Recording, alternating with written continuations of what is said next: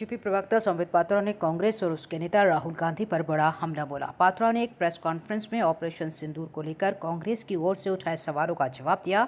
संबित पात्रा ने कहा कि पिछली कांग्रेस सरकार में आतंकवादियों का सत्कार होता था और उन्हें तोहफे भी दिए जाते थे।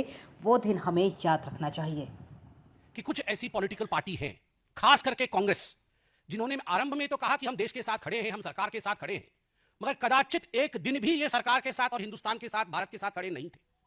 प्रथम दिन से ही, डे वन से, राहुल गांधी, जयराम रमेश और तमाम उनके लोग, रॉबर्ट वाड्रा से शुरू करके तमाम कांग्रेस पार्टी के नेतृत्व ने भारत की सेना, भारत के शौर्य पर सवाल उठाया है। और यह सबूत गैंग खुश नहीं है।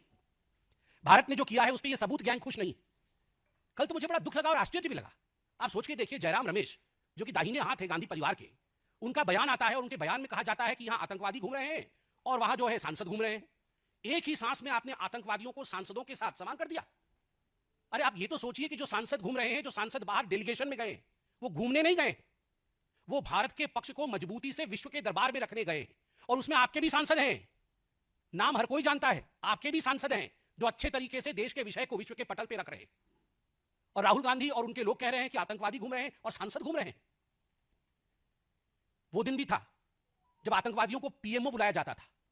तत्कालीन प्रधानमंत्री सोनिया जी के कहने पर आतंकवादियों को अपने घर, अपने निवास और अपने ऑफिस में बुलाते थे। उनका सत्कार होता था, उन्हें तोहफा दिया जाता था। वह दिन भी हमें याद करना चाहिए जब सोनिया जी रोती थी आतंकवादियों के मृत शरीर को देख, मृत देह को देखकर वो रोती थी। उनको कंट्रोल नहीं होता था कि क्यों ये आतंकवादी बाटला हाउस एनकाउंटर में मारा गया।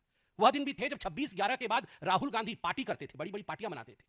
वो लोग आज कह रहे हैं कि आतंकवादी घूम रहे हैं और सांसद घूम रहे हैं। और मुझे तो दुख होता है कि राहुल गांधी, रेवंत रेड्डी और रमेश जी सभी पूछ रहे हैं, बताओ कितने जहाज गिर गए हिंदुस्तान के। ये डे वन से पूछ रहे हैं, बताओ कितने जहाज गिर गए हिंदुस्तान के। ये कोई सवाल है? आपको समझ नहीं है? भारतवर्ष ने, भारत की सेना ने 9 आतंकवादी अड्डों को ध्वस्त किया। सैटेलाइट इमेज दिखाया गया, बकायदा डीजीएमओ ने जब प्रेस कॉन्फ्रेंस किया तो तथ्य रखे गए, इमेजेस दिखाए गए, देन एंड नाउ। इसके साथ ही आप याद करिए कितने सवाल कांग्रेस पार्टी ने भारत की सेना के ऊपर सबूतों के आधार पर उठाए थे।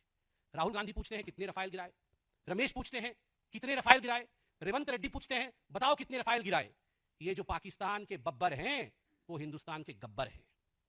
बताओ कितने रफाल गिराए। ये पाकिस्तान के बब्बर, ये हिंदुस्तान के गब्बर हैं। और याद रखो, हिंदुस्तान के गब्बरों, तुम्हारी वही होगी जो जय और वीरू ने गब्बर का किया था।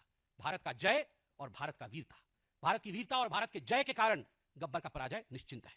चैनल को सब्सक्राइब करें, वीडियो को लाइक करें, शेयर करें।